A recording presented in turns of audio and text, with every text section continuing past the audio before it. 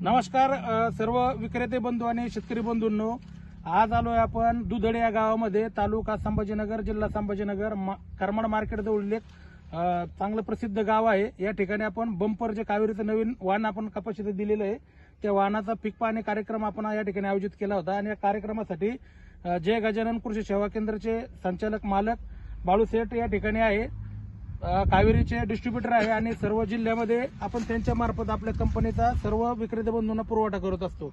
आज ते या ठिकाणी आपल्या सोबत आहे। तर नेमका आपले जे वितरक आहे, डिस्ट्रीब्युटर आहे, यांचा नेमका या कावेरी बंपर या वाहनाबद्दल नेमका काय अनुभव आहे आपण त्यांच्याकडून जाणून घेऊ। नमस्कार दादा। नमस्कार दादा, सर्वप्रथम तुमचं कावेरी कंपनी मार्फत मी या ठिकाणी हार्दिक स्वागत करतो की तुम्ही या ठिकाणी प्लॉट पाहायला आला। तर हे जे कावेरीचं नवीन वाहन आहे याबद्दल तुमची नेमकी काय प्रतिक्रिया आहे?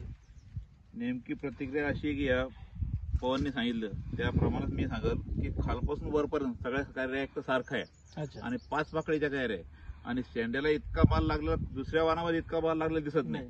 मी आता बरेच प्लॉट बघतो, दुसऱ्या वाहनाला एवढा शेंड्यापर्यंत असा माल लागलेला मला आठवत, मी बघितलं नाही।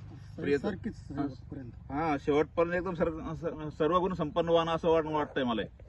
हे येणाऱ्या भवितव्यामध्ये शेतकऱ्यांनी आता जास्तीत जास्त लागवड करावी अशी मी शेतकऱ्यांना विनंती करल। तुम्ही आता दादा भरपूर प्लॉट पाहायला आम्ही दरवेळेस पाहतो, भरपूर कंपन्याचे प्लॉट पाहता, त्या वाहनामध्ये या वाहनामध्ये तुम्हाला काय फरक पडतो नेमका?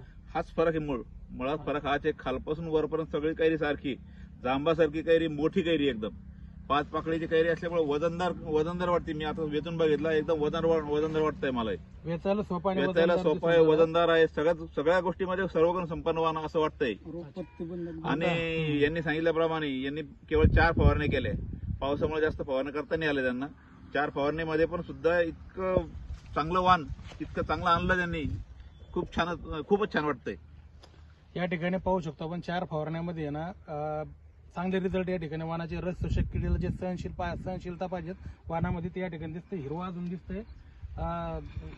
दादा, या ठिकाणी पाहू शकतो शेंड्यावर माल आलाय पण तरी कुठं मोडलेला आपल्याला दिसत नाही। हे काय माल, भरपूर माल आहे, मला शेंड्यापर्यंत इतका माल होतो म्हणजे 5 पाकळीचं बोंड सुद्धा आहे, वजनदार बोंड आहे, पण तरी मोडलेलं कुठं दिसत नाही।